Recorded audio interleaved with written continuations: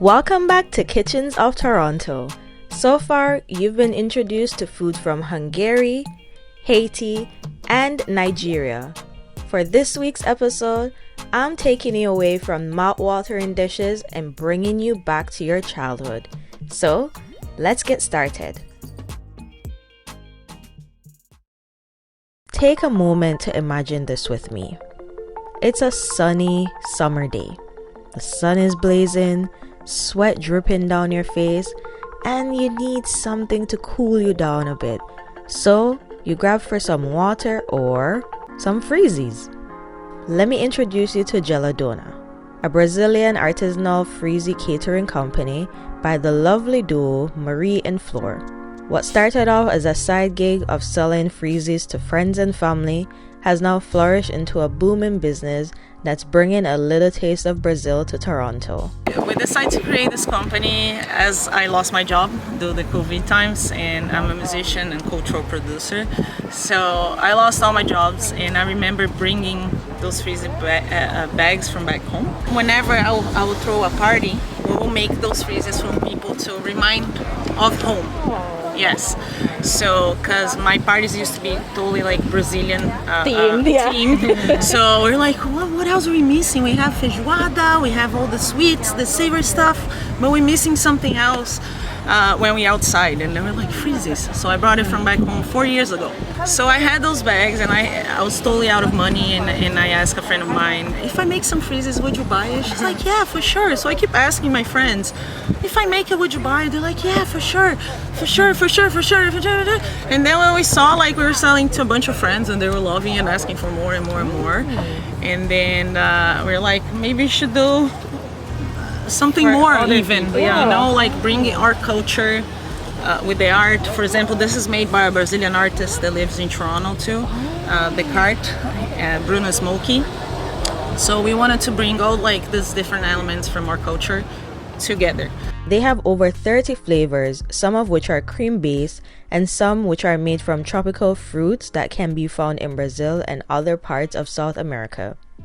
The best part is that their Freezies are made with 100% fruit juices with no addition of sugar or syrups. So, what is a Freezie? A Freezie, as it's called in Canada, is a water-based frozen treat which is similar to an ice pop. It is made by freezing flavored liquids such as sugar water, fruit juice, or puree inside a frozen casing or tube, either round or flat. Now, I'm sure by this definition that a lot of us can think of something similar from our own country. As someone who grew up in Jamaica and in a Haitian household, I knew this as Kisco or Suck for Jamaica, or Peze Sousse for my Haitian folks. Now it's your turn. Let me know in the comment section, what is this treat called in your home country? And now it's time for me to put these Freezies to the test. Oh, hold on. Let's get that again in slow motion. Okay, so it definitely passed the juicy test. This is good. And it's safe to say that it passed the delicious test as well. This flavor that I'm trying out is mulberry, which is a popular wild berry that grows in Brazil. This fruit was originally from Asia and was then introduced to Brazil during the colonial times. The next flavor I tried was guava, and I absolutely love guava. It's been so long. This Freezie was made with water, red guava, and organic cane sugar. That's it. That is it, folks. 3 ingredients to make this lovely treat.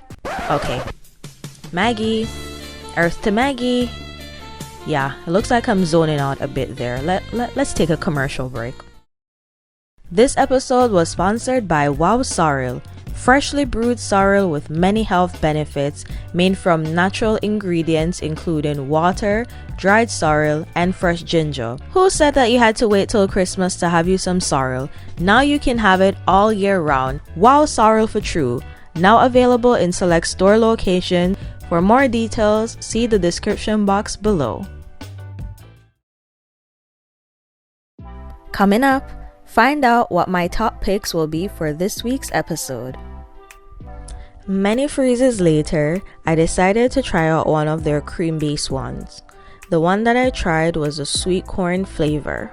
Okay, so for these creamy ones, what's like the base that you use for it? So for the creamy ones, we have a special base that is one base for everything, which is milk and whole milk, thick cream and condensed milk.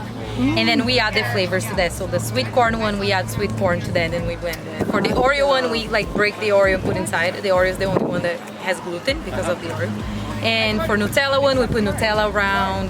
So this is basically it. So the base is the base for everything. That's what makes it so So once you got the base right, you can't go wrong. Awesome. It's time for our top picks. Okay, this was not a very easy choice to make because they all taste so good. But in third position, I'm gonna give it to the sweet corn flavor. What I liked about it was that it didn't really taste like corn, if you know what I mean. I don't know, the taste was just very different and I liked it. In second position, I'm gonna give it to the mulberry flavor. Yes, the epic sprayer, that one right there. And in first position, the guava, my favorite flavor. Okay, I'll admit it, maybe my decision was a bit biased in this regard. You can support Geladona by visiting their website at www.geladona.com and place your order today. Special thanks to Marie and Flor for taking us on a trip down memory lane. Only 2 episodes left, so stay tuned. Can you guess what countries will be featured next? See you next week!